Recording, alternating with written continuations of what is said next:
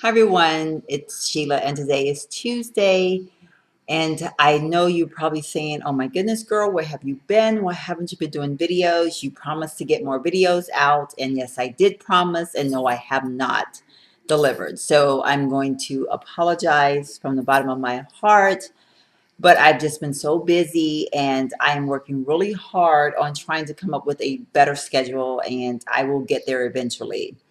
I'm not even going to lie and say that the next few weeks I'm going to be better. I'm going to say within the next month I'm going to be better because my son and his wife are in town, and it's the Christmas holiday.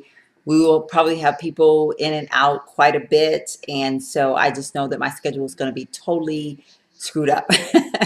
So I'm not even going to brace myself and tell a lie and say that it's going to get better in the next few days, because it won't.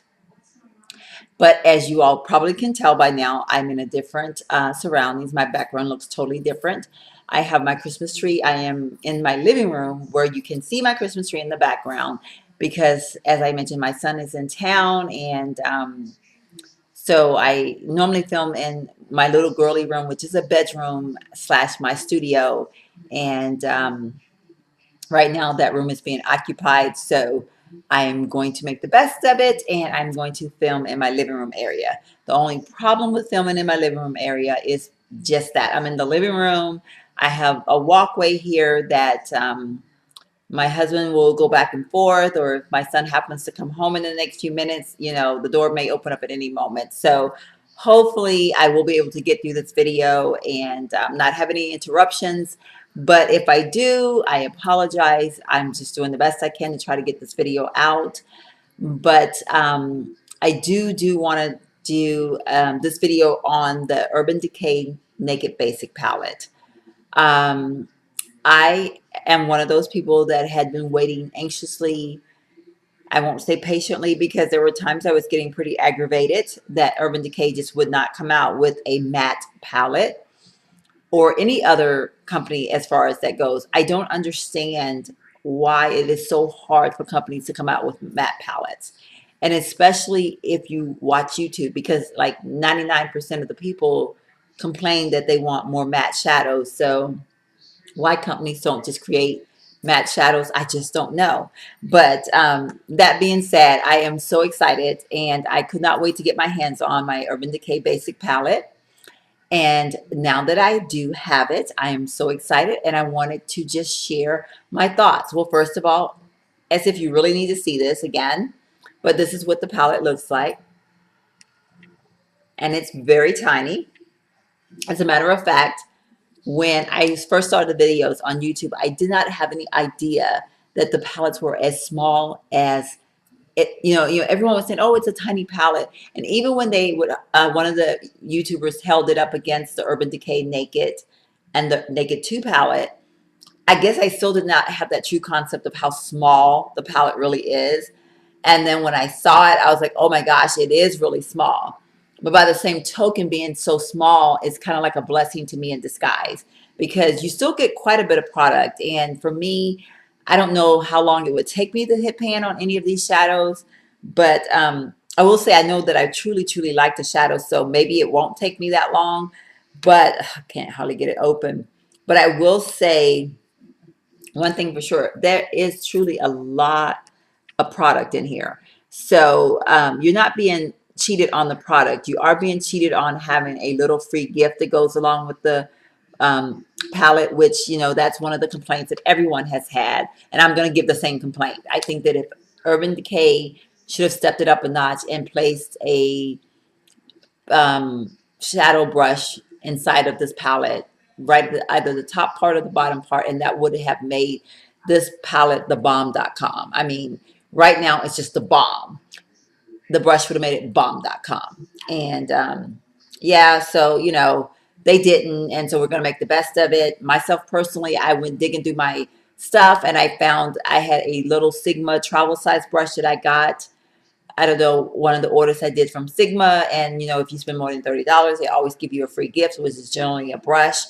I have two of them. I can only find one. But anyway, I have now tossed that brush into my makeup bag, because I feel that that's a perfect size brush to go with this palette. And it's it's the all over shadow brush. I don't remember exactly what it's called, but I think it would be perfect to be able to blend my shadows, or if I needed to do a touch up or anything like that. But so I am really excited. I do like the palette a whole lot. Like I said, it's very small, and I'm going to do a very quick demonstration to show you how small. But before I do it, I do want to say I do have very large hands to be a woman. Um, I have my father's hands. I was blessed with his hands. And my daddy had such huge hands. I remember being a little girl and I'd look at his hands and I would think, oh my God, if he ever were to get mad at me and hit me with those hands, I would never survive. My daddy never hit me. My daddy was a big old teddy bear, which I love and miss him so much. But when I hold this palette in my hand, I feel like, oh my gosh, my hands are as big as my daddy's. They're not that big, but the palette is so small. And I guess a combination of the two. But this is, it gives you a demonstration of just how small the palette is.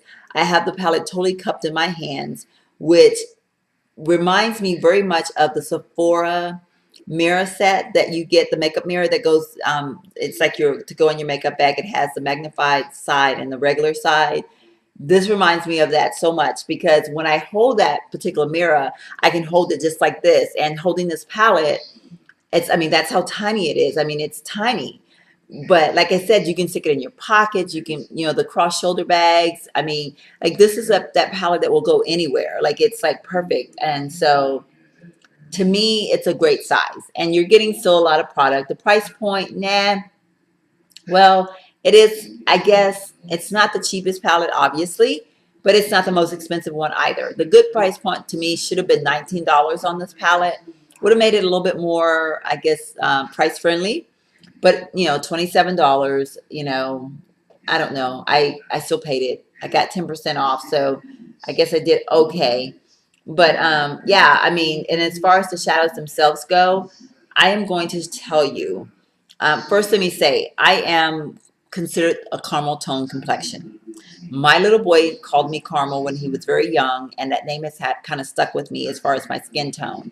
And most of the time when people describe my skin tone, they tend to say caramel. So if you are a caramel girl, then I would say these shadows would probably work totally fine for you. I can wear every single one of these colors.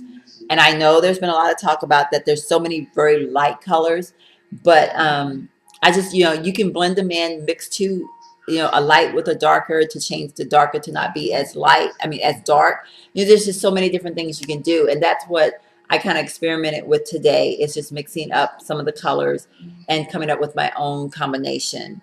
Now, I am by no means a perfectionist when it comes to doing eyeshadows. I'm not even close.